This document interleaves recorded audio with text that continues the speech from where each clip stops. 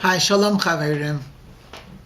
One of the dreams that many people have is to be able to converse with animals, or at the very least, to be privy to their conversation. In fact, we do have a tradition that King Solomon, the wisest of all men, had that insight and that gift. He was able to communicate even with the animals and the birds and so on. I personally do not have great hankering to know their language, but if I were to have to understand their language, perhaps I would overhear the following conversation. A cow and a bull. And the bull says to the cow, you have much better PR than me. You're a symbol of something gentle.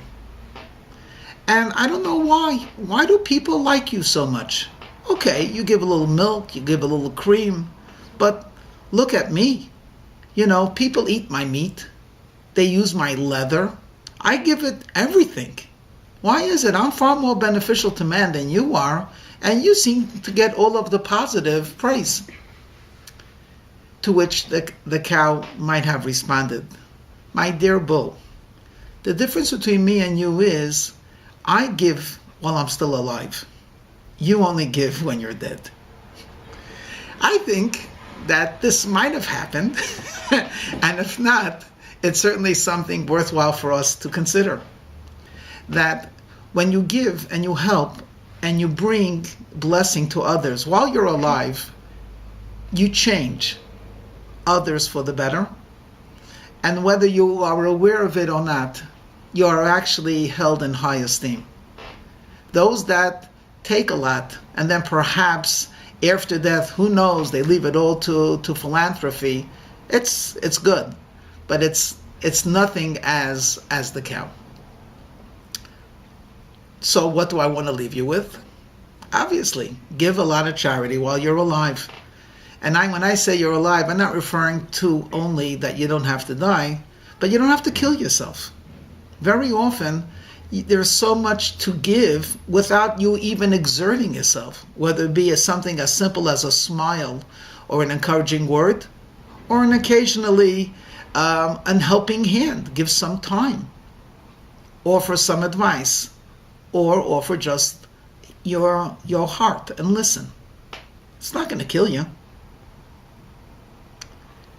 Now that we're on the subject of animals, I'd like to share with you another insight from the animal world. I know often when I'm walking, and you see beautiful flowers and so on, and I hear the buzzing of a bee, I'm a little hesitant. I'm a little nervous about bees, though they're remarkable creatures and of great blessing to humanity. But there's one creature that hovers over beautiful flowers, which can only bring a smile to you.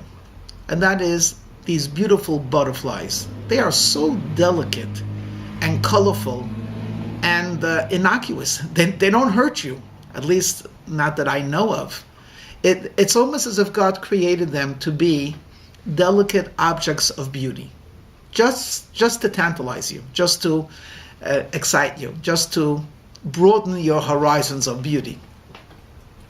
Did you ever think where these butterflies come from? Well, we know there is something called a caterpillar, and if you ever had to make a comparison between one creature and another, I would say that perhaps they're two opposites. One is delicate and exquisite and colorful, and one seems to be colorless. It seems to be part of the leaf. Doesn't seem to be doing much of anything other than holding on for dear life. And yet, where does that beautiful butterfly come from? It comes from the caterpillar. If the caterpillar could talk, and it would be doing therapy, I could imagine it saying something to the effect like, it's no fear. All other creatures are so magnificent. They're out there. They're either flying or galloping, neighing or swimming. Me, I'm just stuck to some leaf. People overlook me. I People don't appreciate me. What am I doing for the benefit of mankind and the universe? What beauty do I bring? And the therapist says, sha, sha, sha. You're really a beautiful creature. And of course the caterpillar says, yeah, they always tell me that, but you're just pandering to me. And then somewhere, somehow, a miracle happens. And this ordinary, very ordinary looking creature turns into something really beautiful. Now, I'm not going to say that a caterpillar is not beautiful. What I will say is that it's not much of a debate of the beauty, and again, the exquisite and, just being of butterflies.